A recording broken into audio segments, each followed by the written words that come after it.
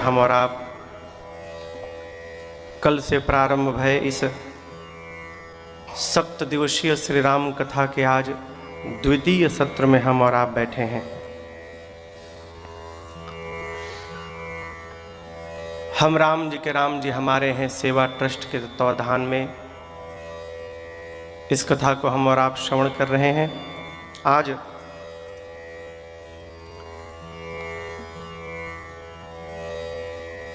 द्वितीय सत्र में दैनिक यजमान के रूप में श्रीमान मनोज दुबे जी एवं श्रीमती रेखा दुबे जी, इनके साथ इनके सुपुत्र बाबू अमित दुबे जी व्यासपीठ का पूजन किए।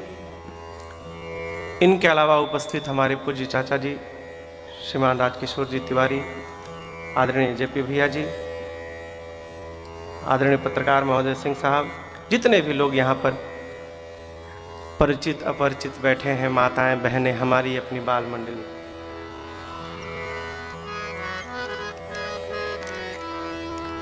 कथा प्रारंभ हो उससे पहले मेरी एक प्रार्थना आप लोगों से।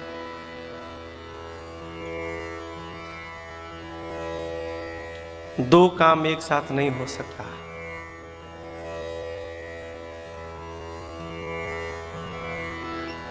मां कैकेयी चक्रवर्ती जी महाराज से कहती है, महाराज क्या दो काम एक साथ हो सकता है? हसब ठठाई फुलाई बगालू, ठठा कर हंसेंगे और गाल भी फुलाएंगे, ये दोनों व्यवहार एक साथ संभव नहीं है। उसी प्रकार भगवान की कथा भी हम सुने और जगत की चर्चा भी करें, ये संभव नहीं। मेरी प्रार्थना, आप जितनी देर बैठिए अपने मोबाइल फोन को साइलेंट करके बैठिए, मेरी प्रार्थना। क्यों? बीच में बजता है ना तो हमको विघ्न लगता है। हम टेप रिकॉर्डर तो है नहीं, जला दिए बज रहे हैं, तो हम बड़ी श्रद्धा और भाव से आपको कथा सुनाने वाले हैं, हम सुनाते भी हैं। तो मेरी प्रार्थना, आप उसी श्रद्धा भाव से श्रवण भी करिए। जितना आपको, जितना समय है, आध घंटा, 1 घंटा, 2 घंटा, जितना है आप भाव से बैठिए।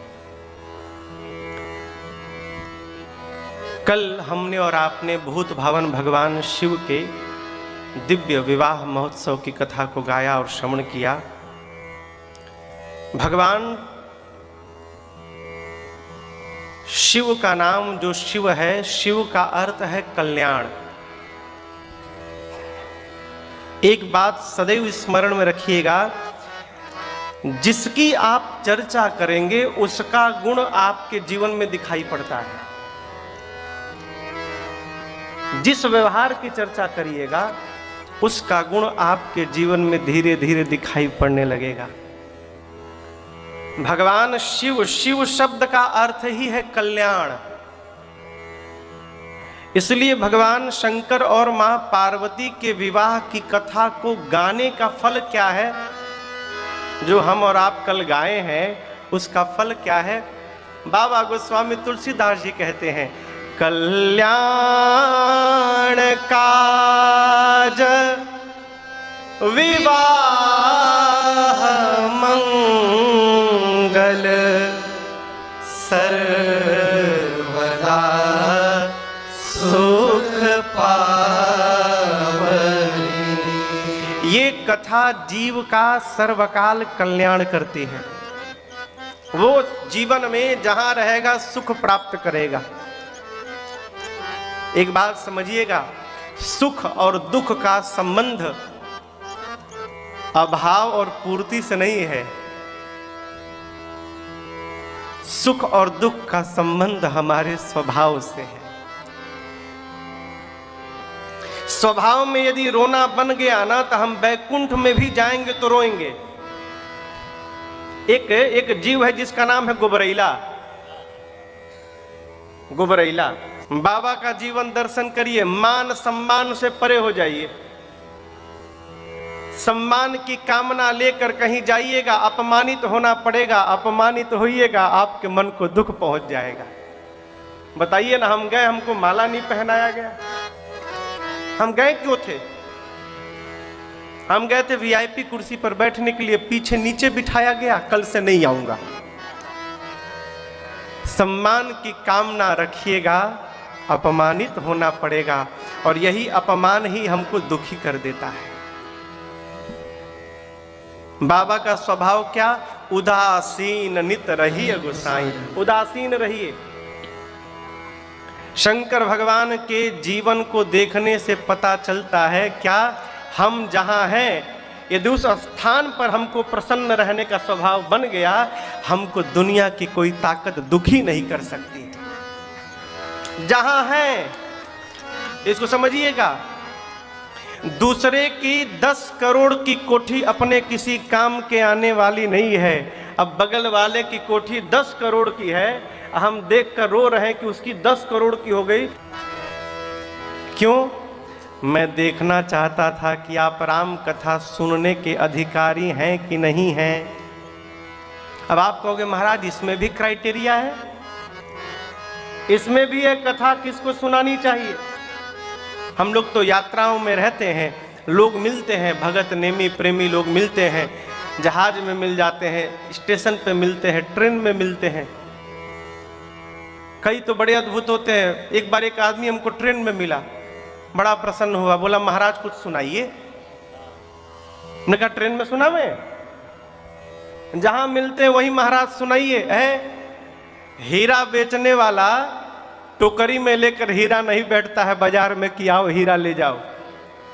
उसी प्रकार भगवान की कथा अनमोल है, अनमोल रतन। इसको जहां तहां सबको नहीं सुनानी चाहिए। किसको सुनानी चाहिए? बाबा बताते हैं, ए जी राम कथा के तेरी अधिकारी, राम कथा के तेरी अधिकारी। कौन?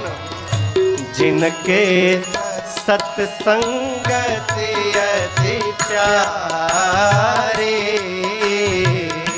जिनके सत्संगति अति प्यारे,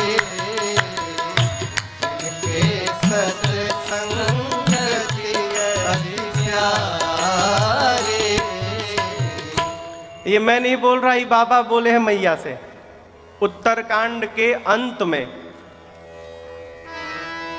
30 नंबर दोहा, 29 नंबर दोहा, 28 नंबर दोहा, उत्तरकांड दोहा क्रमांक 127 से लेकर 128 के बीच की चौपाइयां हैं। क्या बोले बाबा? राम कथा के तेई अधिकारी। ये कथा सुनने का वही अधिकारी है। कौन? कौन? जिनके सत्संगति अति प्यारी। सत्संगति प्यारी नहीं, सत्संगति अति प्यारी। प्यारी नहीं, अति प्यारी।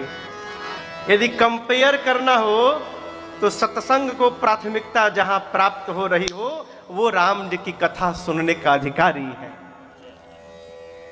एक सत्संग में प्रेम होना, हाँ चलिए हम भी सत्संगी है, समय मिलता है तो सत्संग कर लेते हैं। और एक अति सत्संगी होना, पता चल गया सत्संग हो रहा है तो सब कम बाद में पहले सत्संग श्रवण करेंगे, ये अति सत्संगी। तो भगवान की कथा को सुनने का अधिकारी कौन? जिसको सत्संग पर अति प्रेम हो। देखिए, अति सब जगह मना किया गया है, अति सर्वत्र वर्जते। अति सब जगह मना किया गया है, लेकिन जब भगवान को प्रेम करने की बात आए ना, तो वहां अति भी कम पाया जाता है। वहां सब कुछ समाप्त कर देना चाहिए। सत्संग में अति होना चाहिए, अति प्रिय। याज्ञवल्क जी कहते हैं कि बाबू बाबू कैमरा है वहां से, तो हट के बैठो, हट के बैठो, उधर मत बैठो, इधर आगे आ जाओ, आगे आ जाओ, आगे आ जाओ, आगे आ जाओ। ए बाबू, वो खड़ा होंगे वहां पर, आगे आ जाइए, इधर आ जाइए, इधर बैठ जाइए, सामने बैठ जाइए। हाँ।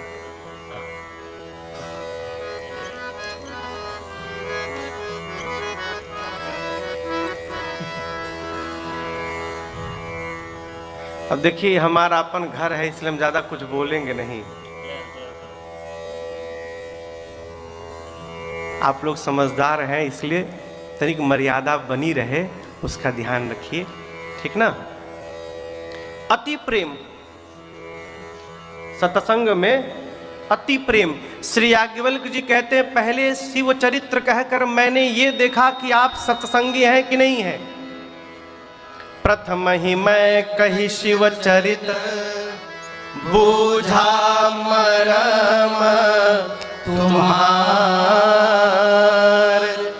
सुचि सेवक तुम राम के, रहित समस्त विकार। हे भरद्वाज जी, पहले शिव चरित्र कहकर मैंने आपके मर्म को बूझा। बूझा यानी जाना। क्या जाना? आप राम जी के पवित्र भक्त हैं। और आज आपसे एक बात बताऊं, सुन मुनि आज समागम तोरे,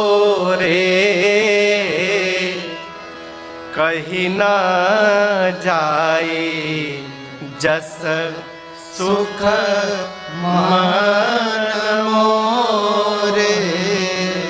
श्री याज्ञवल्क्य जी कहते हैं, भरद्वाज जी, आज आपके साथ बैठकर वार्ता करने पर जो मेरे मन को सुख प्राप्त हुआ है वो मैं बता नहीं सकता। यह एक बड़ी अच्छी बात है। हमको भी देखना चाहिए कि किसके साथ बात करने पर हमको सुख मिलता है। बड़ी अच्छी बात। हमको भी ये विचार करना चाहिए कि किसके साथ बैठे तो सुख मिल रहा है। क्षमा करिएगा, यदि हमको फेंटने वाले के साथ बैठने पर सुख मिल रहा है तो हम भी फेंटने वाले हैं, अलग से परिचय नहीं देना है। और यदि हमको ये फेरने वाले के साथ बैठने में सुख मिल रहा है तो हम भी फेरने वाले ही हैं, हमारा अलग से परिचय नहीं है। चित्त जब चित्त से मिलता है तब जाकर मन को सुख प्राप्त होता है। यदि हम किसी संत के पास बैठे, किसी भक्त के पास बैठे तो हमको प्रसन्नता हो रही है, यानी हम भी वही हैं। श्री याज्ञवल्क्य जी कहते हैं, भरद्वाज जी, आपके साथ मिलने पर जो सुख मिला मैं बता नहीं सकता। आपने राम जी की कथा पूछी, उन्हीं राम जी को प्रणाम करके मैं आपको कथा श्रवण कराता हूं। अब याज्ञवल्क्य जी महाराज कथा को तीर्थराज प्रयाग से लेकर कैलाश पहुंचे। कैलाश एक ऐसा पर्वत है पूरे विश्व में जिस पर आज तक कोई चढ़ा नहीं। कैलाश से ऊंचा पर्वत एवरेस्ट है। विश्व का सबसे ऊंचा पर्वत क्या है? एवरेस्ट। बहुत सारे लोग चढ़ गए, परंतु आज तक कैलाश पर कोई नहीं चढ़ पाया। और आपको बताऊं, अभी शोध हुआ है, कैलाश पर्वत के ऊपर प्रतिमाएं पाई गई हैं 250 फुट लंबी मूर्तियां बनी हैं पर्वत पर। और एक दो नहीं, 6-7 मूर्तियां बनी हैं। आपने देखा कितनी लंबी मूर्तियां हैं? 250 फीट। आप कल्पना करिए उन मूर्तियों को कौन बनाया। वहां पर मूर्तियां बनाई गई हैं पहाड़ में खोद खोद के, 250 फीट लंबी मूर्तियां, 6-7 मूर्तियां बनी गई। अभी शोध हुआ है किसने बनाया। कैलाश भगवान शंकर का नित्य निवास है। किसके लिए? जो भगवान का भक्त है उसके लिए। परम रम्य गिरिवर कैलासो, परम रम्य गिरिवर कैलासो, सदा जहाँ शिव उमा निवासो। जहाँ शिव उमा निवासो, तेहि गिरि पर्वत बिटप विशाला, तेहि गिरि पर्वत बिटप विशाला, नित नूतन सुंदर सब काला, नित नूतन सुंदर सब काला, एक बार तेहि तर प्रभु गया हो, एक बार तेहि तर प्रभु गया हो, तरु बिलो के उर अति सुख भया हो, तरु बिलो की ओर अति सुख भया हो, निज कर दासी नागरी पूछाला, निज कर दासी नागरी पूछाला, बैठे सहजहि शंभु कृपाला, बैठे सहजहि शंभु कृपाला, बैठे सहजहि शंभु कृपाला, बैठे सहजहि शंभु कृपाला। श्री याज्ञवल्क्य जी कहते हैं कैलाश का दिव्य शिखर, अद्भुत शिखर है कैलाश का, जहां पर भगवान शंकर और मां भवानी जी का सदैव वास है। परंतु वहां जाएगा कौन? जिसका इनमें विश्वास है। सिद्ध तपोधन मुनिजन जिनकी सेवा करते हैं, उस कैलाश पर्वत पर एक विशाल बट का वृक्ष है। बट कहे तो बरगद, बट कहे तो बरगद। बरगद को विश्वास कहा गया है। बट विश्वास अचल निज धर्मा। विशाल वृक्ष है बट का, और गोस्वामी तुलसीदास जी महाराज इसका परिचय कराते हैं वृक्ष का। नित नूतन सुंदर सब का,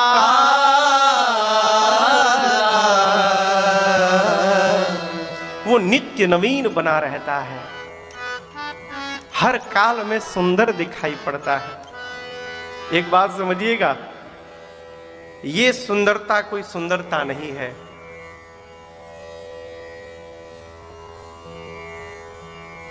जिसका चरित्र दिव्य है वही वास्तव में सुंदरता कहलाने का अधिकारी है।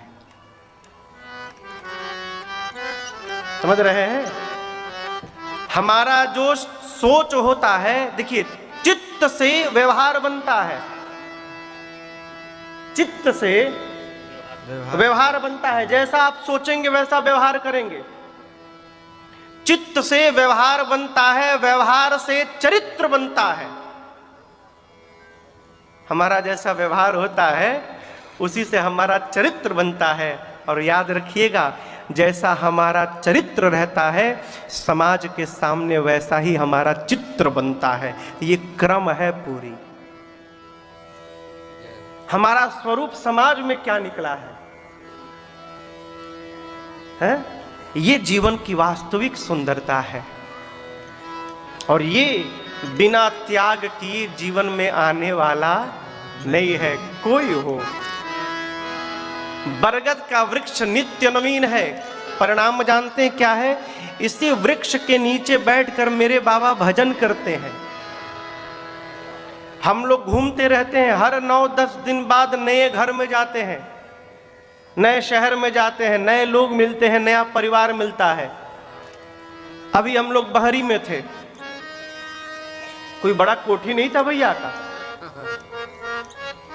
पीछे वाले घर में तो आप लोग जाते थे, मैं अंतिम दिन गया था, मिट्टी का घर, बाहर केवल एक कमरा वो बनाए थे रहने के लिए, बाकी सब मिट्टी का घर। लेकिन आपको बताऊं इतना आनंद आया वहां 7 दिन रहकर, वहां से आने का मन नहीं कर रहा था। इतना रमणीक स्थान, किसी किसी के घर में जाने के बाद वहां रहने का मन नहीं करता है। सारी व्यवस्थाएं उसके बाद भी, क्यों? उस घर में जो रहते हैं उस घर के लोगों का व्यवहार उस घर में दिखाई पड़ता है। मेरी प्रार्थना है आपसे, अपने घर के वातावरण को इतना मधुर बना के रखिए कि आपके दरवाजे से यदि कोई संत जाए तो आपके घर को पार न कर पाए और वो बिना बुलाए आपके घर के भीतर प्रवेश कर जाए, कह समझिएगा आपने बना लिया अपना जो बनाना है। इतना दिव्य वातावरण बने घर का। भगवान शंकर भजन करते हैं। पहले के लोग देखिए कितने व्यवहारिक थे, लड़ाई करने के लिए भी घर बनाते थे जिसका नाम होता था कोप भवन। ये नहीं कि जहां तहां लड़ने लगे, जिसको लड़ना होता था कोप भवन में जाता था। क्यों? यदि हम लड़ेंगे, एक तो लड़ाई नहीं करना चाहिए पहली बात, यदि क्रोध आ भी गया तो कोप भवन में जाकर उतारना है। क्यों? हमारे क्रोध से हमारे घर का वातावरण दूषित न हो, इसको संभाला जाए। भगवान शंकर भजन करते हैं, परिणाम वो बट का वृक्ष नवीन बना हुआ है। एक दिन शंकर जी गए, अपने हाथ से बाघंबर बिछाए, अब बैठे सहजहि शंभो कृपाला। क्या है? क्या है? देखिए, ब्राह्मण बन के आया था। भगवान बोले हनुमान जी आप बने बहुत थे उस दिन, और जो बहुत बनता है ना उससे मैं अपने आप को दूर कर लेता हूं, इसलिए मैंने आपको नहीं उठाया। आप जब हनुमान के रूप में आए तब मैंने आपको उठाया। ये कथा कहती है भक्त को बनने से बचना चाहिए, जैसे हो पहुंचो। ए दुनिया वाले को ठग सकते हैं हो, इनको थोड़ी ठगेंगे। यहां दाग लगा है, पाउडर पोत लो, दिखाई नहीं पड़ेगा, लेकिन यहां क्या लगाओगे?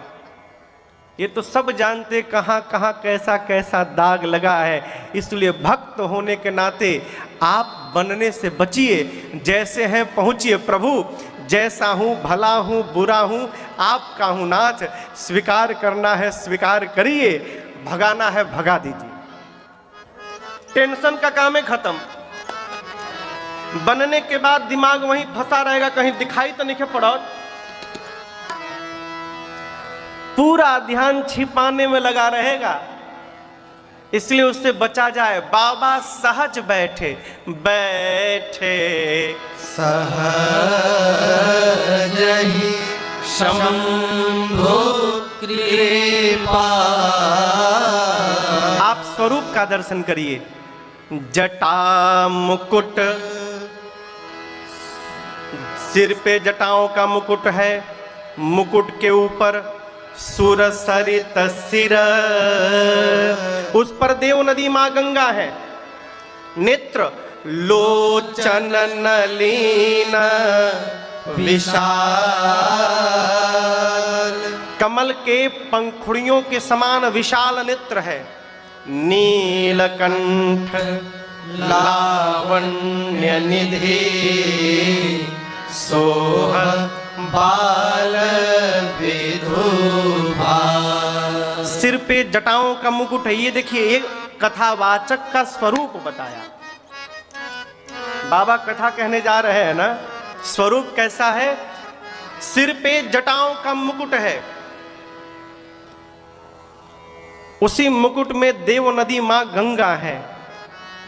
विशाल नेत्र है, लोचन नलिन विशाल, गले में नीलकंठ, हलाहल विष है गले में, ललाट पर दूज के चंद्रमा शोभायमान है।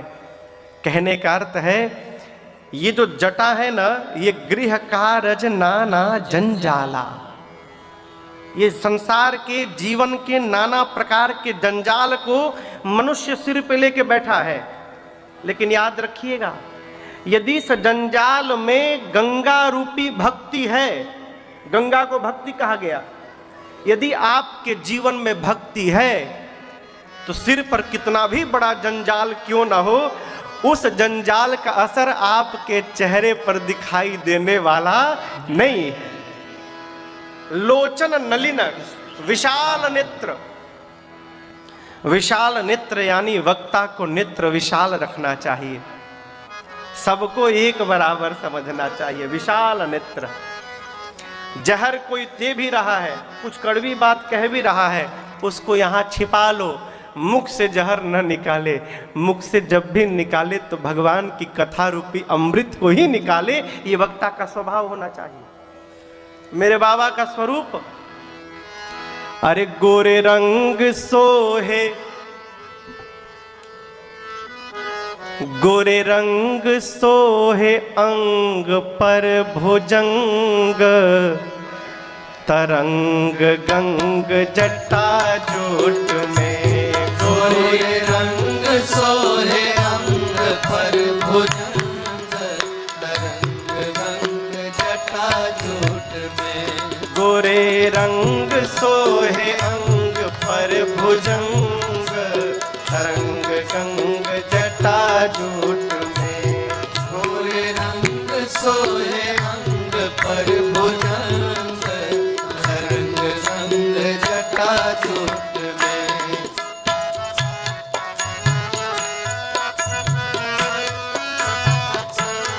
व्योमकेश बाघंबर यज्ञोपवीत विषधर। व्योमकेश बाघंबर यज्ञ। मैंने आपका दर्शन नहीं किया जन्मोत्सव का, चंद्रमा भी रोने लगे। तो भगवान ने कहा द्वापर में जब कृष्ण बनूंगा तब दर्शन करिएगा चंद्रमा जी। तो चंद्रमा ने कहा कि प्रभु एक युग कैसे निकालूंगा। तो भगवान ने कहा चलिए मैं आपको अपने नाम का सहारा दे देता हूँ, आज के बाद अपने नाम में मैं आपके नाम को जोड़ लूँगा, आज के बाद हमारा नाम रामचंद्र हो जाएगा। तो पीछे शंकर भगवान भी खड़े थे। भगवान राम जी चंद्रमा से ये बात बोले तो शंकर जी नाचने लगे, कहे जय हो प्रभु, समस्या का समाधान कर दिया। राम जी बोले बाबा आपको समस्या? बाबा बोले प्रभु आज तक मैं सोच रहा था कि बिना मतलब में चंद्रमा को ढो रहा हूं मैं, कोई अर्थ नहीं है इसका, लेकिन आज पता चला चंद्रमा न रहते तो आपका नाम अधूरा रह जाता। मेरे हृदय में राह है और प्राण में मोह बसा है। प्रभु आज पता चला सिर पे चंद्रमा है, तब जाकर रामचंद्र नाम मेरे जीवन में समाहित है। प्रभु आपने धन्य कर दिया। ये ललाट पर चंद्रमा। भगवान शंकर शांत भाव से बैठे।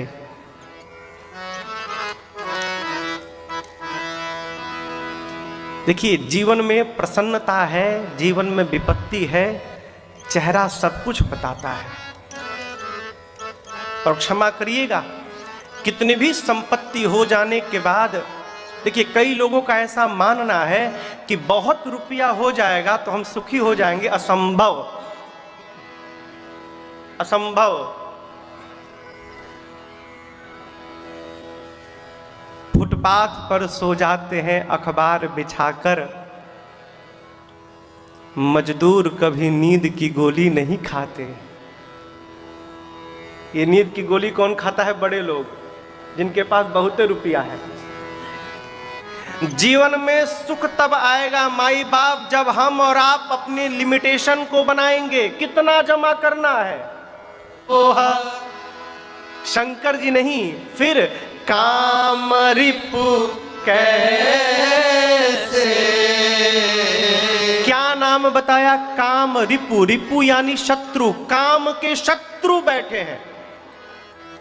और वास्तव में जो काम का शत्रु हो जाएगा उसी के चेहरे पर अखंड शांति का दर्शन हो पाएगा। ये कामनाएं शांत रहने नहीं देती, ये कामनाएं ही नचाई रहती हैं।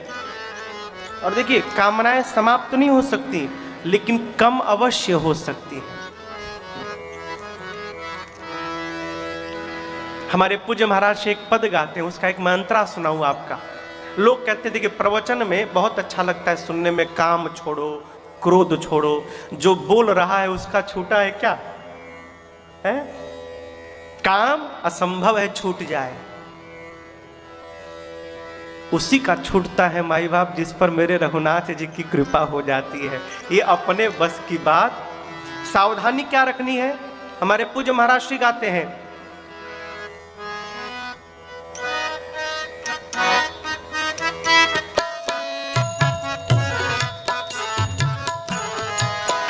जब काम बीज सृष्टि का नर हो या अकामी कैसे, जब ही मातु भवानी गई शंभो परी, मातु भवानी बाबा ने जानी प्रिया आदर अति कीन्हा जानी।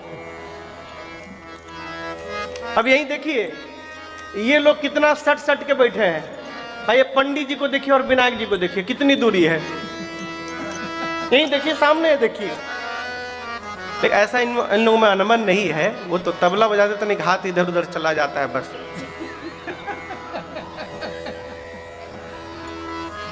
बाबा के पास मैया पहुंची तो माँ को बाबा ने अपने बामांग में बिठाया है। माँ गदगद हो गई हो, माँ परम आनंद में आ गई। शंकर भगवान ने कहा, भवानी जी कुछ कहना है? माँ ने कहा, प्रभु पिछले जन्म से सोच रही हूँ कब कहूँ, आज इतना अवसर मिला है ना, इतना सुंदर, ऐसा अवसर आज तक नहीं मिला प्रभु। बाबा ने कहा, क्या कहना है? माँ कहती है, प्रभु आप तो स्वामी हैं, तीनों लोक के स्वामी हैं, आप समर्थवान हैं, प्रभु हैं, कला गुण के धाम हैं। आपके शरण में रहने वालों के लिए आपका नाम ही कल्प वृक्ष है नाथ। यदि आप सत्य में मुझे अपने चरणों के दासी मानते हैं प्रभु, तो आज इस पार्वती के भ्रम को समाप्त कर दीजिए प्रभु। बाबा ने कहा, आपको भ्रम? माँ ने कहा, पिछले जन्म वाला अब तक समाप्त नहीं भया है। बाबा ने पूछा, क्या भ्रम है? माँ कहती है, प्रभु मुनि लोग जो परमार्थ पथ पे चलते हैं वो कहते हैं कि राम जी ब्रह्म हैं। वेद पुराण शेष सरस्वती सब राम जी की महिमा गाते हैं। आपको देखती हूँ, आप भी कैलाश में बैठकर दिन रात राम राम राम राम जपते हैं। जहां तक मुझे पता है नाथ कि ब्रह्म अजन्मा होता है, ब्रह्म का जन्म नहीं होता। ब्रह्म निराकार होता है, उसका कोई आकार नहीं होता। यदि राम जी ब्रह्म है तो महाराज दशरथ के आंगन में खेलने वाले राम जी कौन है? क्या ये आप लोग जिस राम की चर्चा करते हैं, आप शेष सरस्वती वेद पुराण मुनि लोग, क्या वही राम जी महाराज दशरथ के आंगन में खेल रहे हैं कि वो राम जी कोई दूसरे राम है? मेरा प्रश्न है कि ब्रह्म का जन्म नहीं होता, ब्रह्म निराकार होता है, अजन्मा होता है। यदि ब्रह्म अजन्मा है तो भला वो अजन्मा एक राजा का बेटा कैसे बन गया? और यदि राम जी एक राजा के पुत्र हैं तो एक जन्म लेने वाले राजपुत्र को आप सब लोग ब्रह्म क्यों बता रहे हैं? पिछले जन्म में उनकी लीला देखकर और इस जन्म में आपके मुख से राम जी की महिमा सुनकर प्रभु मेरे मन में भ्रम उत्पन्न हो गया है। और नाथ, मैं आपसे विवाद नहीं, आज मैं आपके साथ संवाद करना चाहती हूँ। पहले बताइए, निर्गुण ब्रह्म सगुण कैसे भय? फिर राम जी के जन्म का कारण सुनाइए, राम जी क्यों जन्म लिए? बाल लीला सुनाइए, धनुष यज्ञ सुनाइए, सीताराम विवाह सुनाइए। विवाह के बाद अयोध्या आए, राजा बनने वाले थे ना, क्या हो गया कि वन में जाना पड़ा वो सुनाइए। वन में क्या किए राम जी वो बताइए। कैसे दुष्ट रावण को मारा वो भी बताइएगा। वापस आए, राजा बने, राजा बनने के बाद क्या किए वो बताइएगा। कैसे अपनी प्रजा के साथ अपने धाम गए वो भी बताइएगा। और नाथ, जो मेरे से पूछने में छूट गया हो आप उसको भी बता दीजिएगा, कुछ छिपाइएगा मत। क्यों? मुनि लोग, ज्ञानी लोग आर्त अधिकारी जहां पाते हैं वहां गूढ़ से गूढ़ तत्व भी प्रकाशित कर देते हैं। मैं उसी आर्त भाव से आपसे पूछ रही हूं। मां ने क्रम से प्रश्न किया। और एक बात समझिएगा, हम कहीं बाद में जाते हैं, हम जो होते हैं वो पहले पहुंच जाता है वहां पर।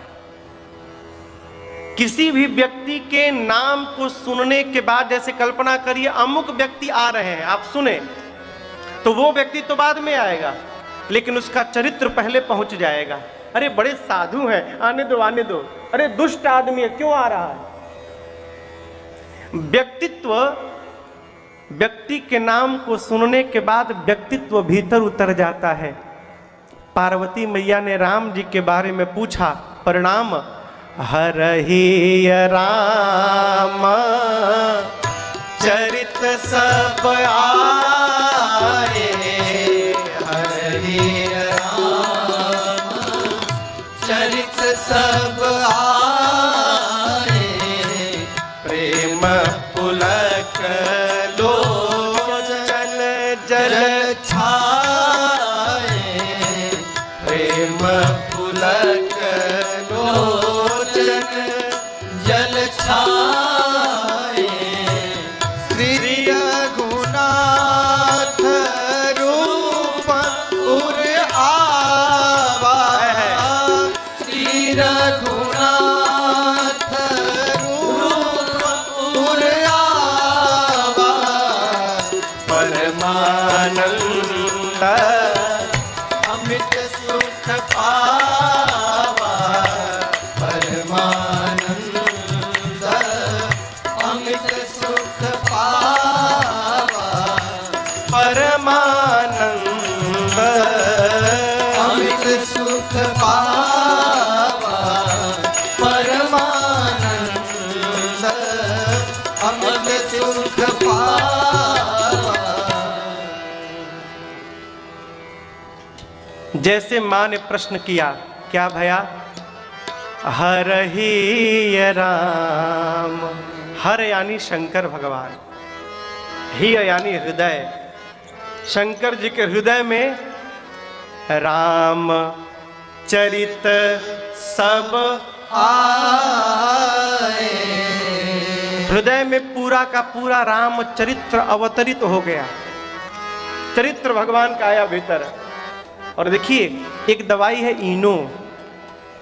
इनो का प्रचार कैसे होता है? आनंद में बाबा आए कि 2 दंड, एक दंड 24 मिनट के लिए, यानी 2 दंड 48 मिनट के लिए भगवान शंकर समाधि में चले गए। 2 दंड बाद भगवान शंकर समाधि से बाहर आए। एक बात जीवन में सदैव याद रखिएगा, कहूं जो हमको भगवान की याद दिला देना, वो जब कथा प्रसंगा सकल लोक जग पावन गंगा, सकल लोक जग पावन गंगा, तुम रघुबीर चरण अनुरागे, तुम रघुबीर चरण अनुरागे, किन्हीं हो प्रश्न जगत हित लागे, किन्हीं प्रश्न जगत हित लागे, किन्हीं हो प्रश्न जगत हित लागे। बाबा क्या बोले? धन्य धन्य कौन? गिरिराज कुमारी। शंकर भगवान यहाँ पार्वती भी बोल सकते थे।